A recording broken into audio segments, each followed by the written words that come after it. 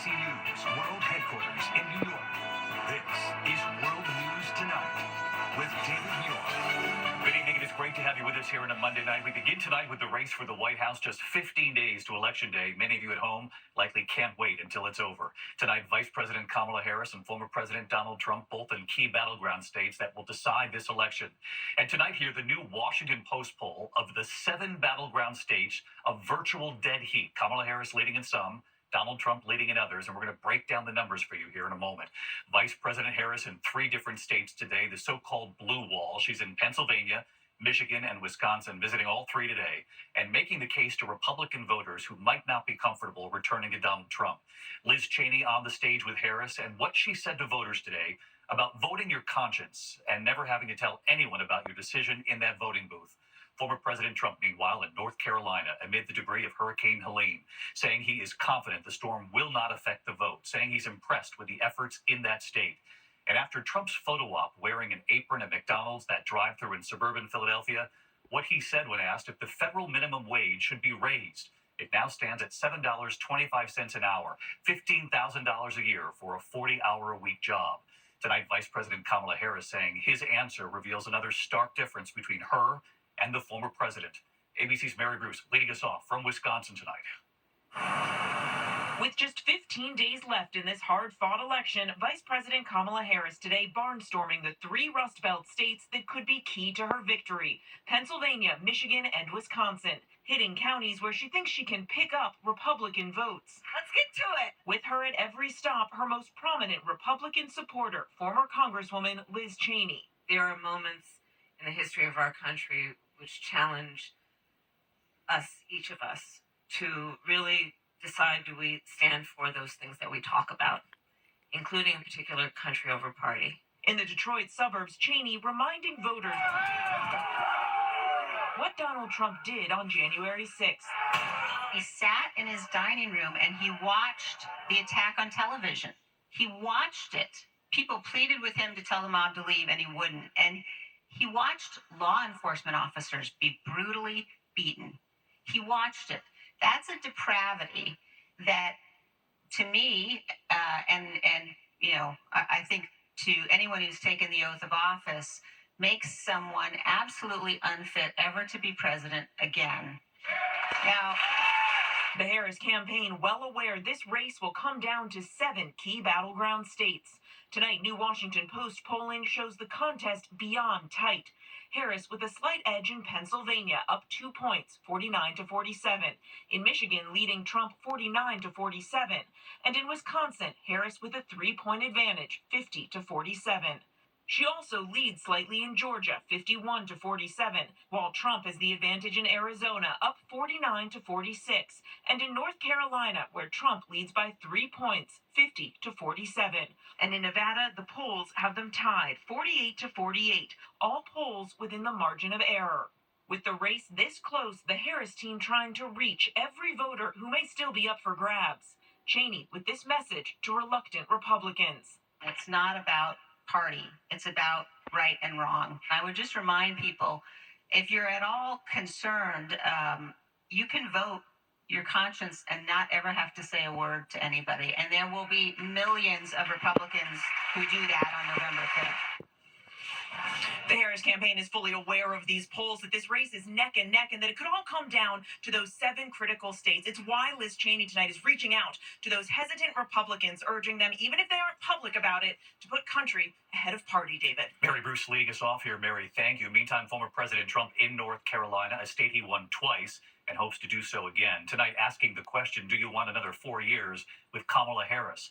And tonight, the daughter of famed golfer Arnold Palmer weighing in on what Donald Trump said about her father. Here's Rachel Scott.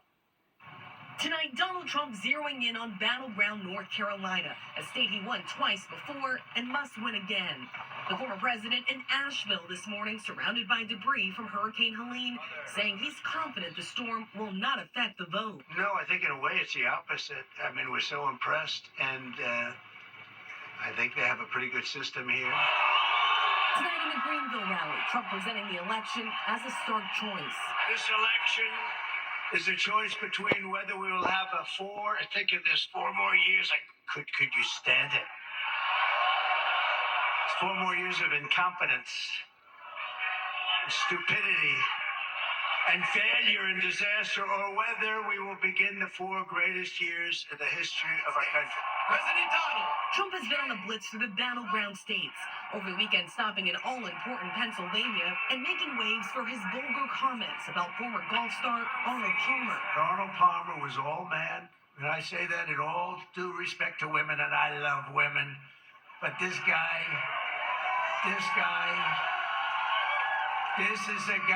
that was all man. This man was strong and tough. And I refuse to say it, but when he took showers with the other pros, they came out of there, they said, oh my God, that's unbelievable.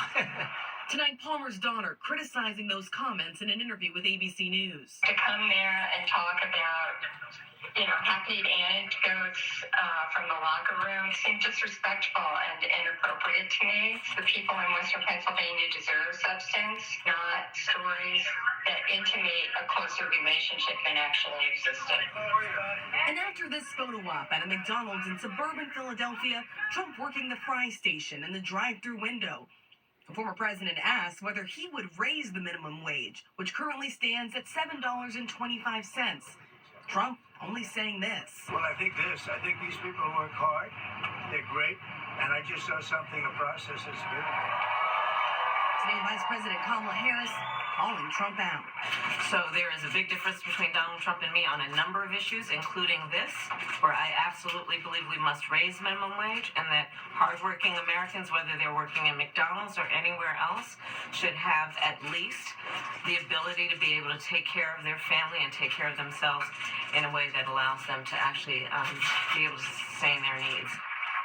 This week, Donald Trump zeroing in on North Carolina. This is a must-win for his campaign. He has 3 stops in the state today. He has another one tomorrow. And then his focus turns toward those Sun Belt states with a rally in Arizona where polls show he is ahead, and another campaign stop in Nevada where polls show it's a dead heat. David. The sprint to the finish tonight. Rachel Scott, thank you. Now to the investigation into that deadly helicopter crash in Houston. The pictures tonight, the fiery images after the private chopper slammed into a radio tower, killing all 4 people on board, including a child. And tonight we've learned that days before the crash, the FAA warned about the lights on that tower. Maria Villarreal on the scene.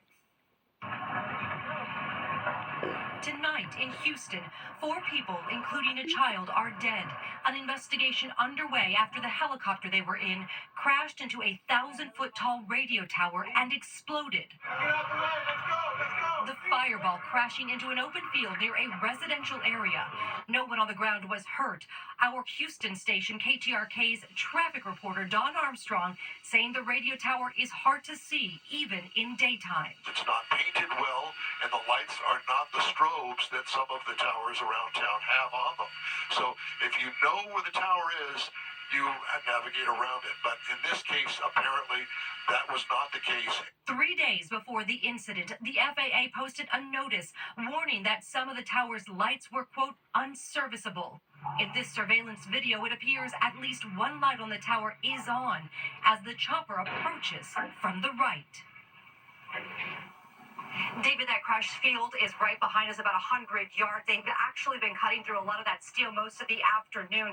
Now, right now, this debris field covers about a 4-mile radius, so authorities are telling people, if you find anything living or working in this busy neighborhood, give them a call because it could be helpful to this investigation.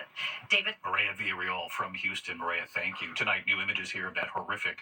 Tonight, thanks, Faith. Tonight, the Pentagon is now investigating a major intelligence breach of highly classified U.S. documents that had assessed Israel's plans to attack Iran. The documents posted online.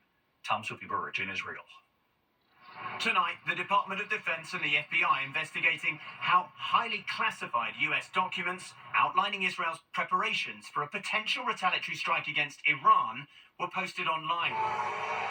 Allegedly detailing the number and type of missiles the Israeli military may be readying weeks after Iran launched 200 ballistic missiles at Israel.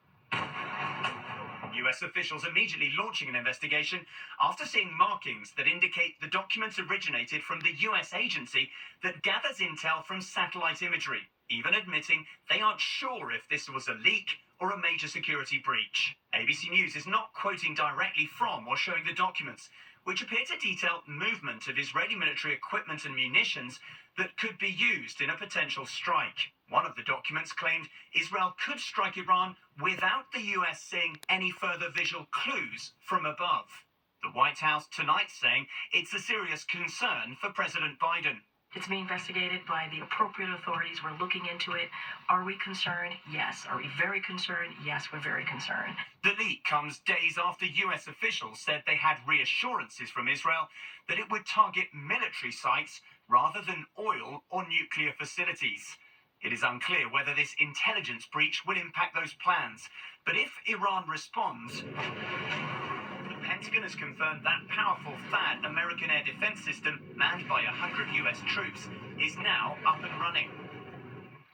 And David, what really matters now is how Israel plans to attack Iran. Prime Minister Netanyahu saying Sunday Israel is determined to change the security reality in this region for generations to come. David? All right, Tom Sufi Burridge from Tel Aviv. Tom, thank you. Back in the U.S. tonight to the case making national headlines. The first person set to be executed in the U.S. for shaken baby syndrome. That execution delayed for now. And tonight, the high-profile supporters, including author John Grisham, who today defended the Texas father.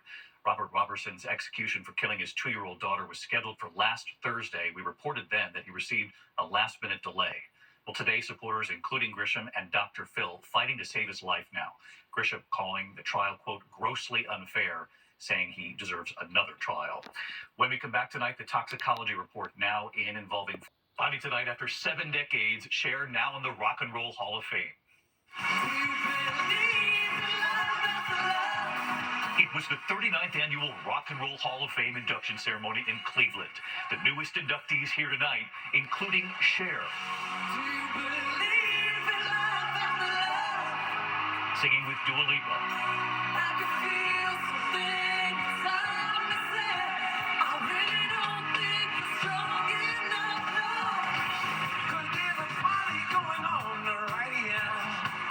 Kool and the Gang now in the Hall of Fame too.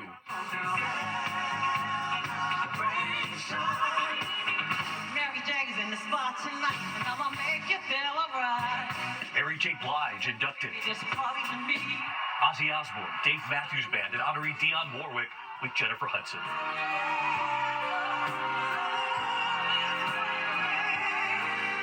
Kelly Clarkson honoring the group Foreigner, original bandmate Lou Gramm joining her.